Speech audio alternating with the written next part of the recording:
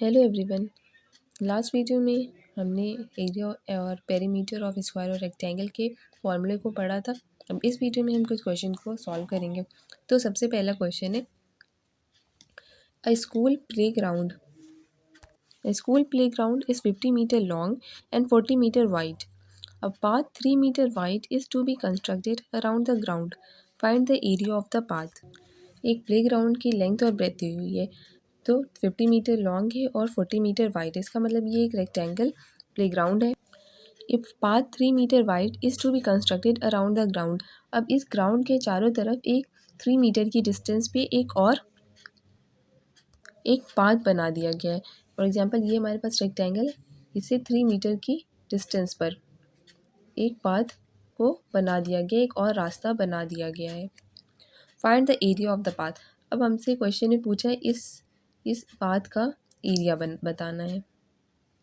Question में given एक rectangular playground है, 50 मीटर लॉन्ग है और 40 मीटर वाइड है, और उसके बाद 3 मीटर की डिस्टेंस पर एक रास्ता बना दिया गया है। अब जो ग्राउंड है और उस रास्ते के बीच जो एरिया आ रहा है, उसका जो पाथ है उसका एरिया हमें बताना है। सबसे पहले इनर एरिया पूरा गिवन है, तो इनर एरिया, इनर लेंथ और इनर ब्रेथ गिवन है, तो इससे हम इनर एरिया निकाल लेंगे।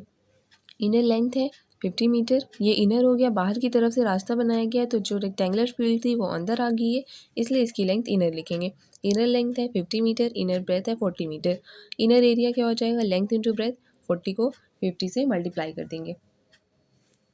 2000 मीटर स्क्वायर का एरिया है, इनर एरिया ये है। अब हम इसी तरह आउटर एरिया निकाल लेंगे।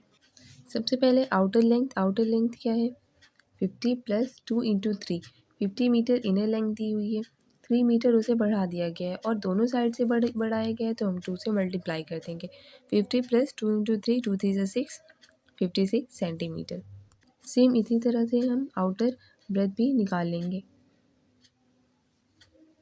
इसके लिए क्या लिखेंगे, 40 प्लस 2 इंटू 3। 40 मीटर की ब्रेथ दी हुई थी, वाइड था 40 मीटर वाइड था, 3 मीटर इसे और चौड़ा कर दिया गया है, तो 3 दोनों साइड से किया गया है, इसीलिए 2 से मल्टीप्लाई कर देंगे। ये हमारे पास आउटर लेंथ और आउटर ब्रेथ आ गया है।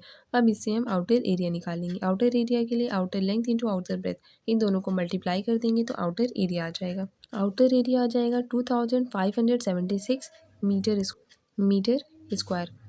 अब हमारे पास इनर एरिया आ गया, आउटर एरिया आ गया, इस ग्राउंड का एरिया आ गया है और हमारे पास टोटल एरिया आ गया है। ये जो आउटर एरिया है वो क्या है, वो हमारे पास टोटल एरिया है। टोटल एरिया भी आ गया। अब हमें पाथेज निकालना है, इसका पाथ निकालना है, कितना आएगा, तो टोटल एरिया में से हम इनर एरिया को माइनस कर देंगे, तो हमारे पास ये पाथ का एरिया आ जाएगा। टोटल एरिया है 2576 और इनर एरिया है 2000। इसमें से इसको 2000 में से इसको माइनस कर देंगे, तो हो जाएगा हमारे पास 576 मीटर स्क्वायर। तो पाथ एरिया क्या हो जाएगा हमारे पास, 576 मीटर स्क्वायर।